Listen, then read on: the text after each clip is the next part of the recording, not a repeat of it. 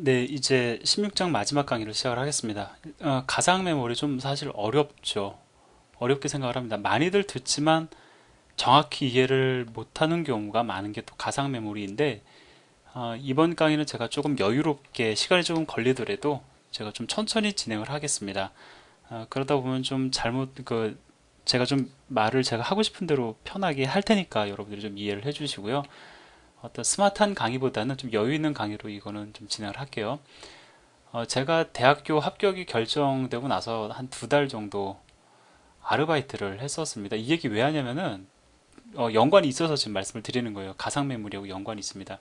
어디서 아르바이트를 했었냐면은 저기 음식점에서 아르바이트를 했습니다.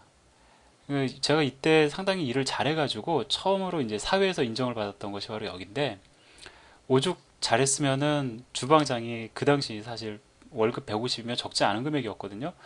나 따라오면서 일을 하면은 150만 원 주겠다고 제가 제의를 받았던 그러한 기억이 있습니다.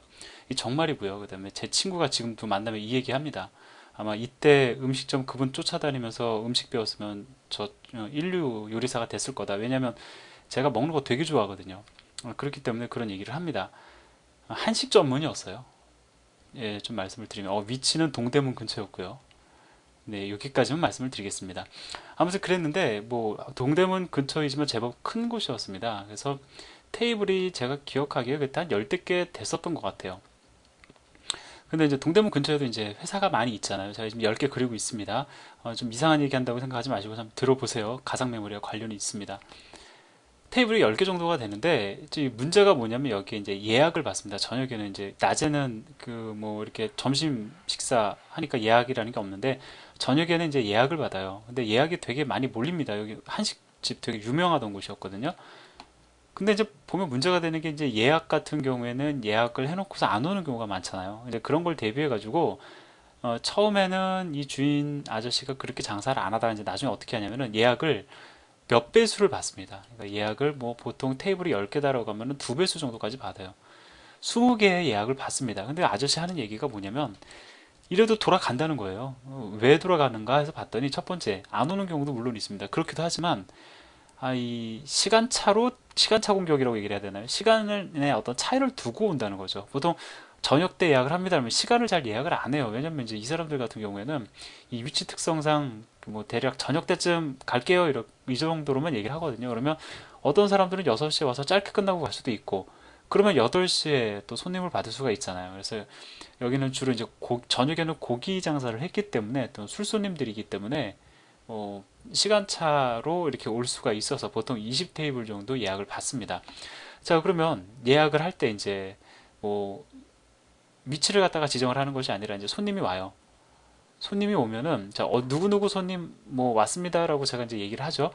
제가 이제 주인한테 얘기를 합니다. 그럼 주인 아저씨가 이 손님 예약된 장소는 여기야라고 해서 이 자리를 제공을 해줍니다.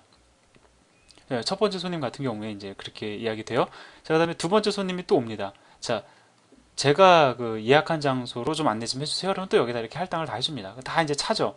차고 이 손님이 이제 집에 갑니다. 집에 가면은 또 다른 손님이 들어오잖아요. 그럼 마치 이 손님을 위해서 비워뒀던 자리인 마냥 이 자리를 소개를 해줍니다.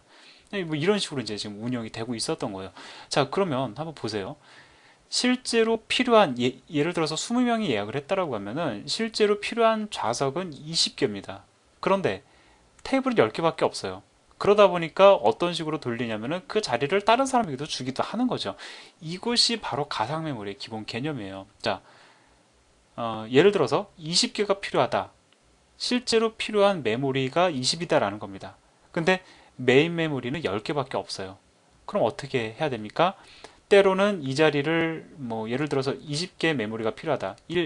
그 메모리 주소를 갖다 1, 2, 3, 4, 5, 6, 7, 8, 9, 10, 20번지까지 있다고 가정을 해볼게요. 근데 나는 총 10개의 번제만 할당을 해줄 수 있다라고 하면은 자, 그럼 어떻게 됩니까? 원활히 돌리기 위해서는 이 위치를 갖다가 1번지로도 쓸 수 있지만 나중에 20번지가 뒤늦게 들어온다면 얘를 20번지로 쓸 수도 있겠죠. 이것이 바로 가상 메모리의 개념입니다. 뭐 크게 도움이 안 될 수도 있지만 저는 처음에 제가 운영체제 수업을 들을 때 그 생각을 했었어요. 예전에 이 사업을 하셨던 이 아저씨가 어, 장사를 하실 때 운영하시던 방식이 가상 메모리 방식이구나 라는 생각을 제가 했었기 때문에 추가적으로 말씀을 드린 겁니다. 그럼 이미 시작을 했으니까 제가 여기서 가상 메모리에 대한 전체적인 말씀을 드릴게요. 자, 메인 메모리가 있습니다. 근데 메인 메모리에서 실제로 CPU가 요구하는 이제 뭐 캐시라든가 그런 개념을 지금 빼고 말씀을 드리는 겁니다. CPU에서 하나의 프로그램을 돌리는 데 있어서 필요한 메모리 공간이 예를 들어서 2기가라고 가정을 해보자고요. 그런데 메인 메모리가 가지고 있는 메모리 공간은 256MB 밖에 없습니다. 자, 그럼에도 불구하고 2기가의 메모리 공간을 서비스해주기 위해서 어떠한 방법을 쓸 수밖에 없냐면, 자, 어떤 방법을 쓸 수밖에 없냐면은 하드디스크, 아주 우리에게 그 큰 메모리 공간이 뭐가 있냐면 하드디스크가 있죠. 바로 이 하드디스크를 확장해서 씁니다. 하드디스크라고 해서 메인 메모리가 하는 일을 못하나요? 아니요, 할 수 있어요.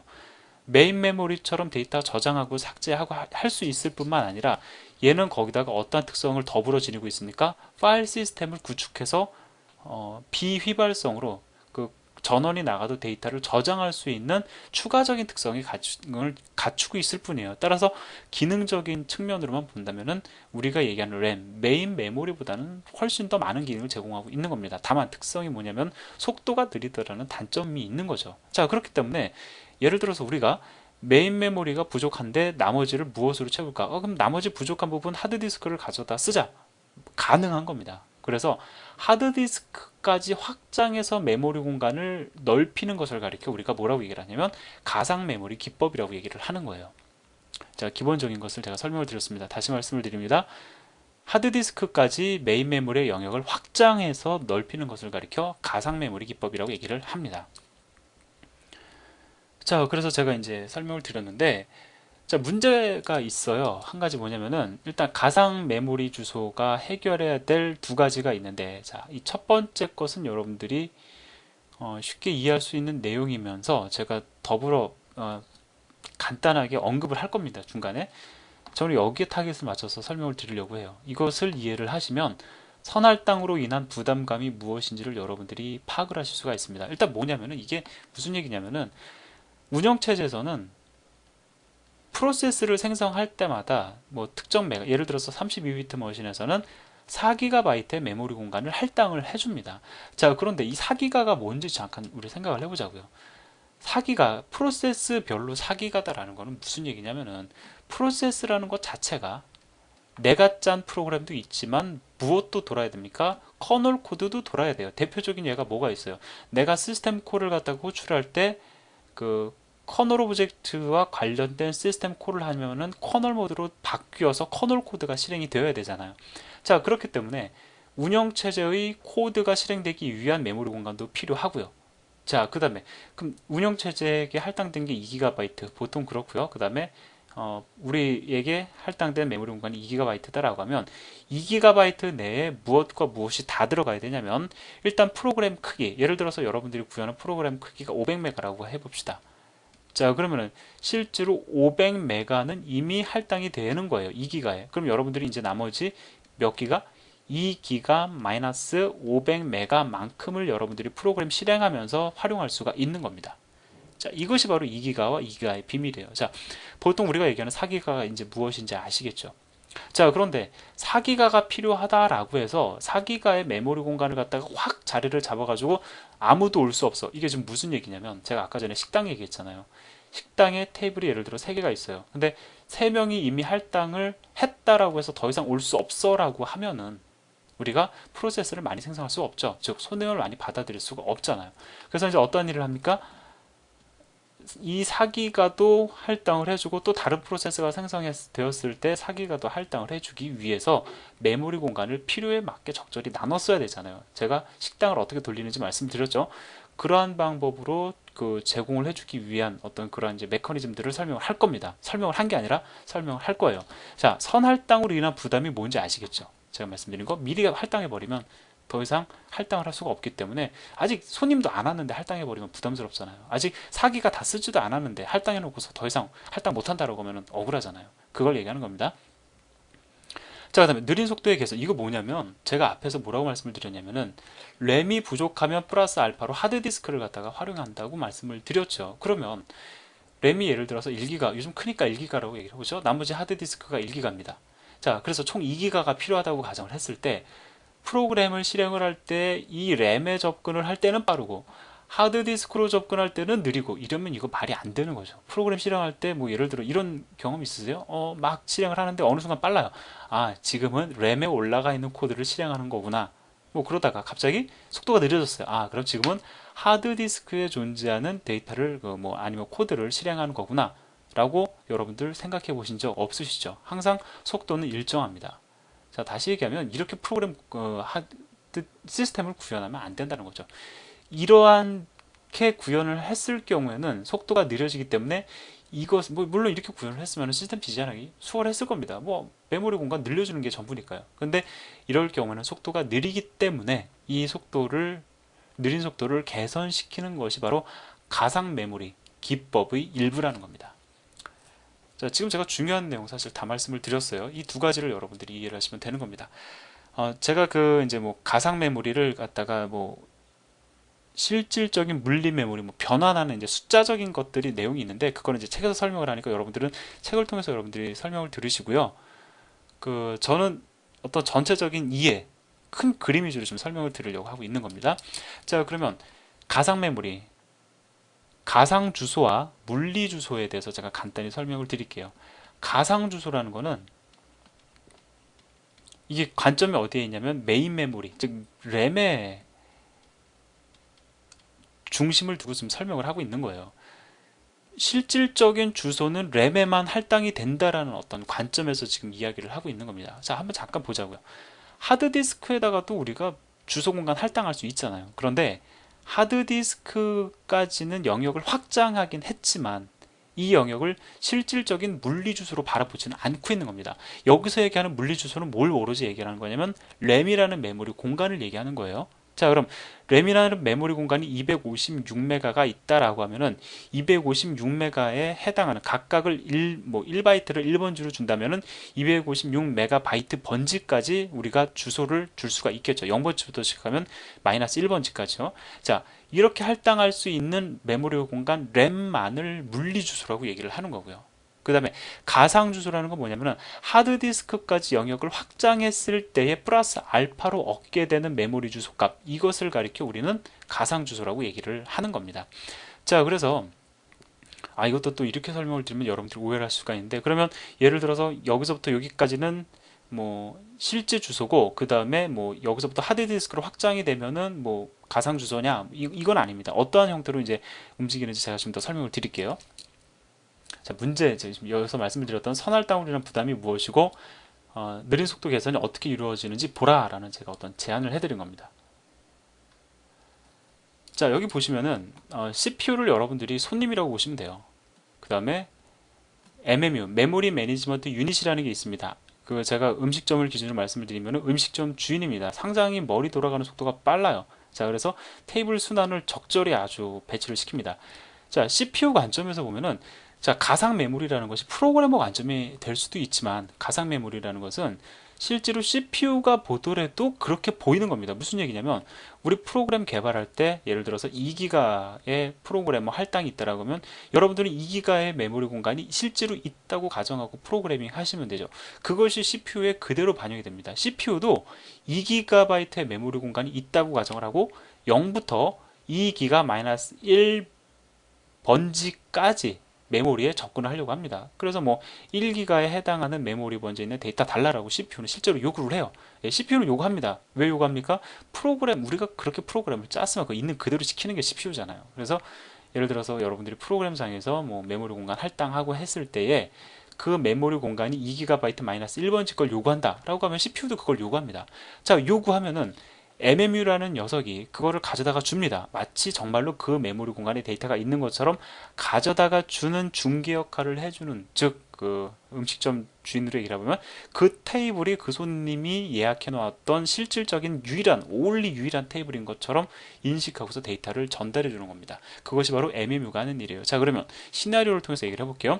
자, CPU가 지금 이게 메인 메모리라고 가정을 해봅시다. 총 16K가 있어요.